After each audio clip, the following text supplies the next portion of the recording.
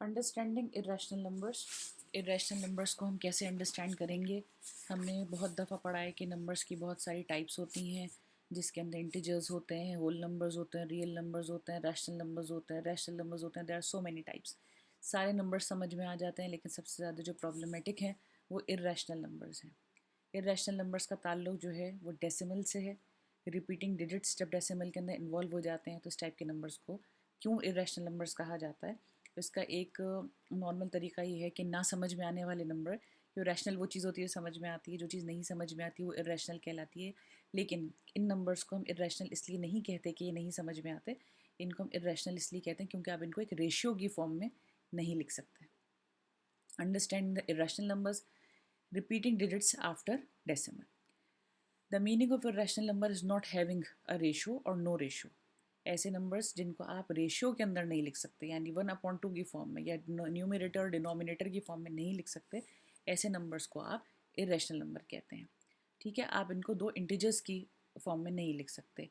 Irrational number is a real number that can not be expressed as a ratio of integers. For example 2 का square root है, is an irrational number. अब ये कह रहे हैं कि इरेशनल नंबर्स जो हैं वो रियल नंबर्स की टाइप हैं, लेकिन आप इनको इंटीजर्स की फॉर्म में अपॉन रेशो की फॉर्म में, रेशो ऑफ इंटीजर्स की फॉर्म में नहीं लिख सकते।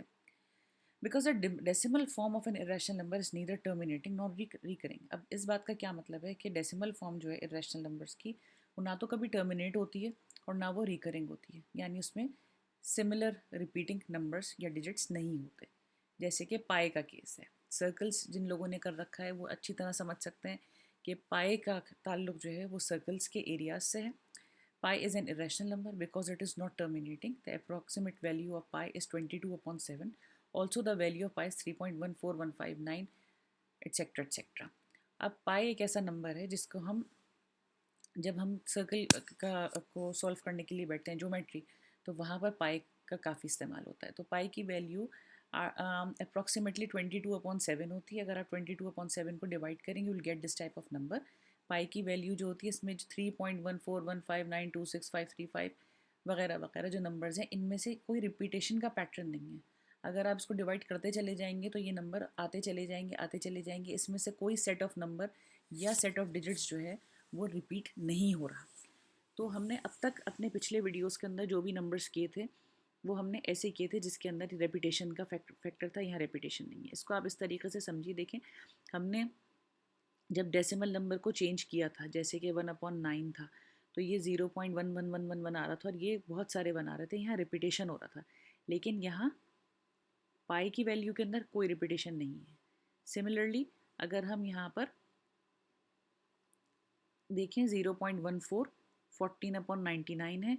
ये बात भी हम पढ़ चुके हैं अपने एक लेक्चर के अंदर, जिसमें मैंने आपको ये बताया है कि हम 9 क्यों लगाते हैं नीचे जब रेपिटेशन होता है।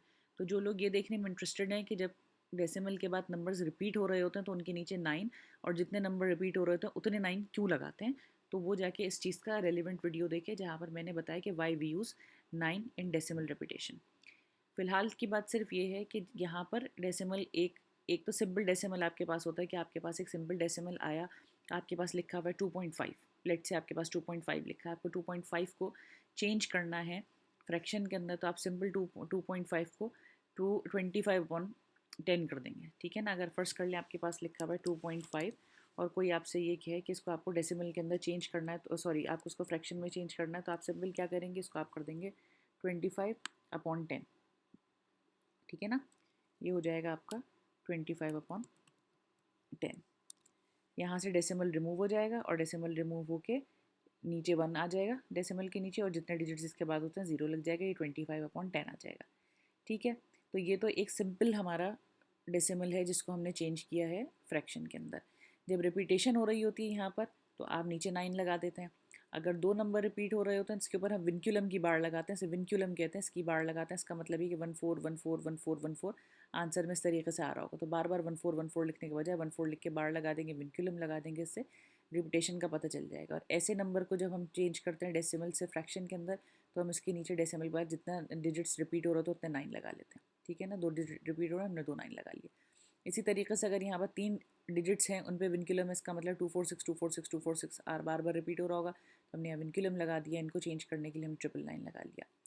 ठीक है। But what if we get 2 और more digits after decimal but only last one of them repeating, अगर ऐसा हमारे पास केस आ जाता है कि 0.583 है और इसमें से सिर्फ 3 रिपीट हो रहा है, यानी 5 और 8 नहीं रिपीट हो रहा है, 583 रिपीट नहीं हो रहा, बल्कि सिर्फ 5 8 के बाद 3333 लिखा हुआ आ रहा है।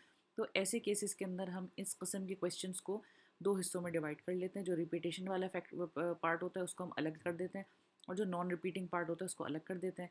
उसके बाद हम उसको सॉल्व करते हैं। इसकी भी मैंने एक वीडियो के अंदर बता रखा है कि how to solve these numbers.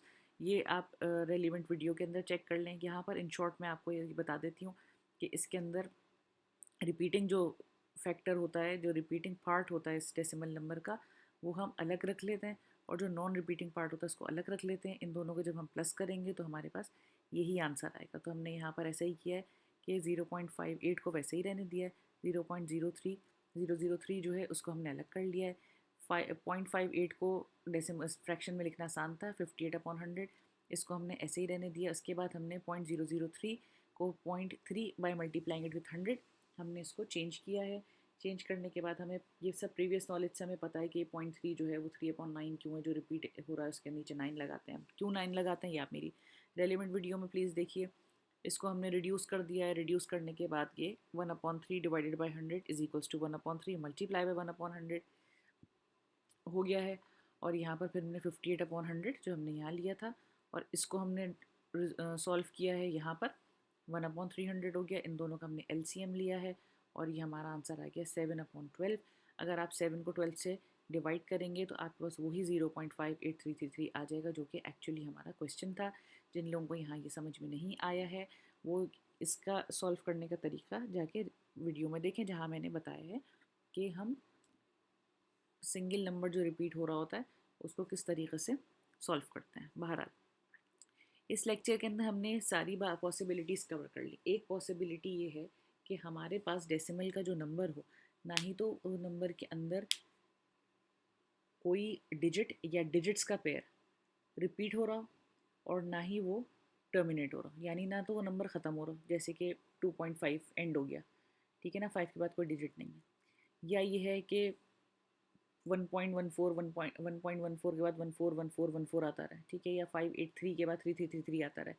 ऐसे अगर चीज़ आपके पास कोई नंबर आ जाए जो कभी टर्मिनेट भी ना हो और उसके अंदर कोई पेयर ऑफ डिजिट्स जो है वो रिपीट भी ना हो, तो ऐसे नंबर को आप कैसे फ्रैक्शन की फॉर्म में लिखेंगे? ना तो आप उसके डेसिमल हटा के उसके नीचे 1 लगा सकते हैं और उसके बाद जितने डिजिट्स हैं ना तो आप उतने ज़ीरो लगा सकते हैं, ना ही आप उसके नीचे 9 का इस्तेमाल कर सकते हैं, क्योंकि 9 का इस्तेमाल वहाँ हो रहा होता है जहाँ पर नंबर्स रिपीट हो रहे होते हैं। तो ऐसे नंबर्स जिनको आप फ्रैक्शन की फॉर्म में पर नहीं लिख सकते, वो नंबर्स इर्रेशनल नंबर्स कहलाते हैं। जैसे कि 2 का स्क्वायर रूट है, 1.41421 और एंड सो ऑन। जैसे कि पाई की वैल्यू है कि आपने 3.14 नॉर्मली इसकी वैल्यू ली जाती है, लेकिन इसके बाद जितने डिजिट्स हैं ये ना तो कभी रिपीट होते हैं, ना ही कभी ख़त्म होते हैं, बल्कि चलते चले जाते हैं। तो ऐसे नंबर्स को आप इर्रेशनल नंबर कहते हैं, जिनके अंदर ना रेपिटेशन हो और ना ही वो कभी टर्मिनेट हो। Thank you.